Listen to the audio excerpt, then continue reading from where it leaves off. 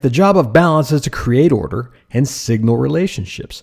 In layouts like this is the Drudge Report, which has been around for a long time and is notorious for its purposeful bad design. There's an argument to be made that, hey, it's been around for a long time and it hasn't really suffered. But that doesn't mean that it can't be improved. That doesn't mean that it couldn't be easier to use. That doesn't mean that it couldn't be even more meaningful to its audience. There's really kind of no excuse for that. Everything could always be better. So just saying, oh, well, it's been that way forever and it works, it's a poor excuse. You can always serve your audience better. And here's how the Drudge Report could do that by making very, very minimal changes. Here's where we are. This is what we got right now.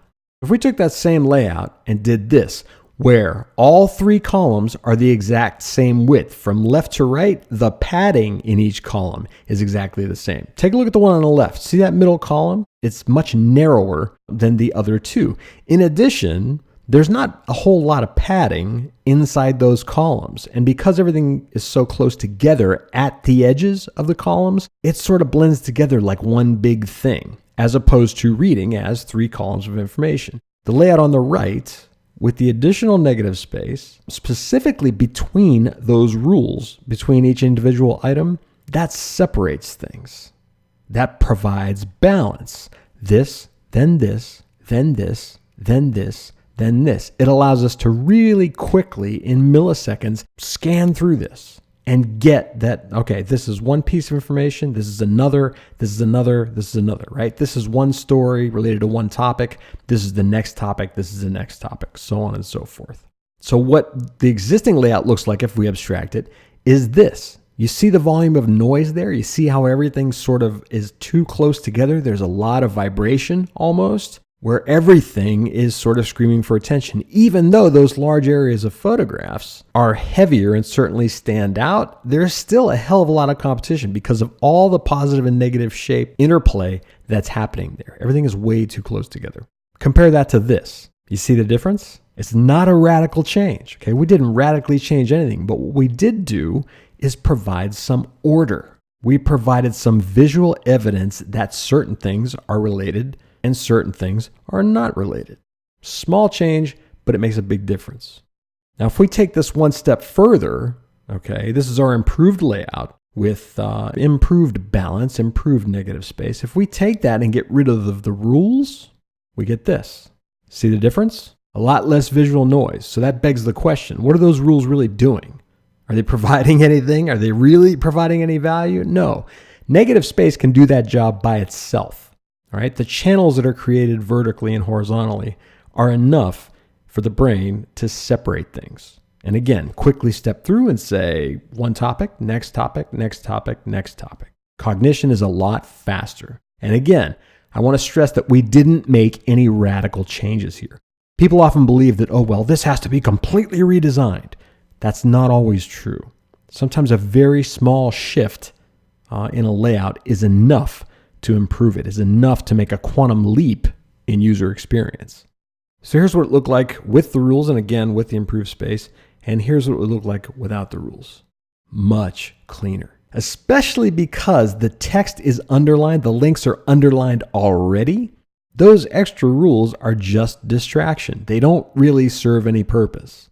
Logically, okay, a designer or a developer will think to themselves, well, if I put a rule around this, that automatically separates it. Sometimes that's true. In cases like this, it does the exact opposite. It simply creates more visual noise for the eye to contend with, right? So this is what balance is all about. 3 columns, 3 channels of negative space. Everything is ordered. Everything feels balanced, and that balance improves cognition. Here's another example. In a content-heavy layout like this, where there's a lot of text, a lot of images, a lot of things to look at, balancing negative and positive space is a mission-critical kind of thing. Okay, you've got a lot to deal with, and the organization is saying, no, we have to say all this stuff immediately. We're not willing to sacrifice any of it, which I'm sure none of you have ever had to deal with, right? They want it all up front. So you say, okay, how do I best segregate this? Especially when you've got multiple layers of navigation like you see here.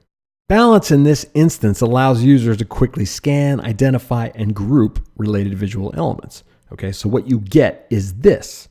chunks of information, each one held together by their closeness to one another, but also similarities in shape, in size, balance between those negative space channels we talked about, and I'll show you exactly what I'm talking about in a minute. Okay, but as much as there is here, it still feels balanced. You can sort of still see what's related to what. The negative space here is working the signal visual hierarchy, using size, using weight, using alignment, and we will touch each one of those principles during this course. So what you're looking at from a negative space perspective is this. These boundaries are working to define and group visual information. So here's a situation where the negative is actually more important than the positive. These channels that you see here, all right, these dark areas lead the eye through the layout. If you follow those arrows, this is what happens. You go across and down constantly, across and down, across and down, across and down, across and down. So that balance that we've created with these shapes, okay, the attention that we've paid to how this information is positioned, grouped, and how the containers work, all works to, again, speed cognition, improve our ability to quickly scan, read, understand, comprehend, and eventually act on what we see.